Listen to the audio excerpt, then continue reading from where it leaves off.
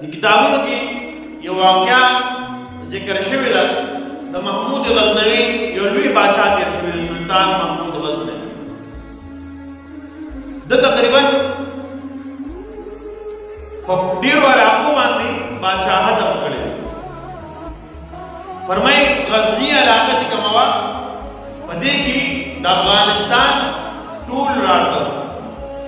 غزني علاقه او دارنګې د پاکستان صحیح حصې هم پکې وي د ایران صحیح حصې پکې وي محمود غزنوي رحمه الله دی د چا زوی او خلق بوته وي چې ته د خپل پلار زوی نه بلکې ته یې څه سئ ته د بل چا زوی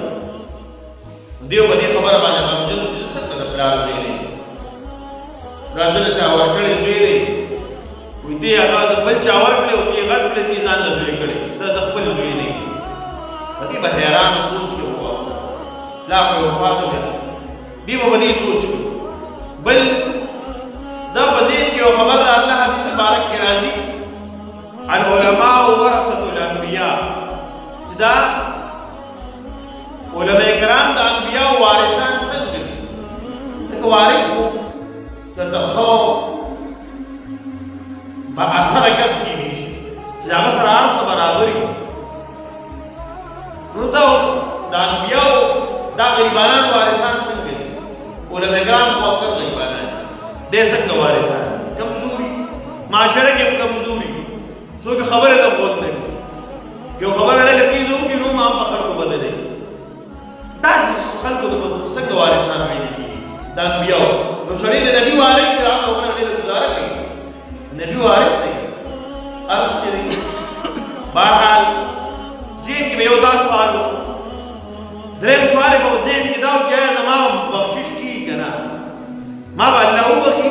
او کنه دا درې سوالونه د پزړه کې نو بیره فرمایي دې په لار روانو قافله وسره د خپل نوکران چاکران وسره دي د شپې په سفر راوتلي په هغه د اړیوي مشعل بو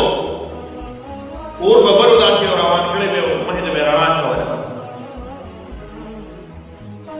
نو دوی یو صاحب ولیدو چې کباب کړي لګېدلې یو طالب علم دی ماشوم دی هغه سره په کلاس کې څه کتاب دی ورځي او د رڼا د کینی د اور د رڼا ده او کباب والا پسې بیا आवाज کی تخته دی سره چې هغه د خیال چې بیا منډه کوي چې هغه بیا پام بدل شي دا کباب والا پام بدل شي دا ماشوم بیا راشي کتاب کلاو کې رڼا د ناس دی بیا आवाज کی بیا وتختی دیو چې دا سماج دا څه کیسه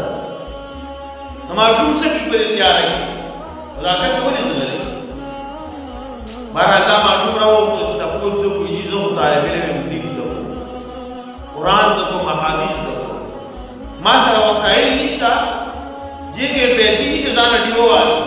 ځان لډیو عالم ما سره دې لپاره پیسې نشته خدا رڼا ده فریدا زه راشم دې ته کینم اور بلیږي کباب پخوي زه دې رڼا ته کینم خو دې کباب ور راته خیال شي نشته راته قارو کیسه موز غلې حساب بیا راځه هغه ته وی خپل نوکران ته چې یو مشعل یو ډیو دل ورکړي دا کوم رڼا ده چې سیده یو دل ورکړي او باقاعده دا بار اعلان کو چې باقاعده د دبا ټیم په ټیم داسي دې ضرورت چې ملاري کې رڼا ده دې کور تراغي او ماقام لاس دې بسوچ کړي هدي کودش خوب ني جناب نبی کریم صلی الله علیه و سلم مدخول کی فرمایي چې دا سبقتگی نشیا دا پلان سبقتگی دا زما دا وارث سره امداد کو داغه مشکل دی آسان کو الله بستا سره امداد او الله رب عزت بستا بخشش محترم فرمایي په یو خبره ما ته درې خبرو جوابونه ملو یو دا چې د خپل پلان او د سبقتگی نشي دیم دا علماء کرام دا انبیاء وارثان دي درېمه خبره ده چې الله به زما بخشش کړي.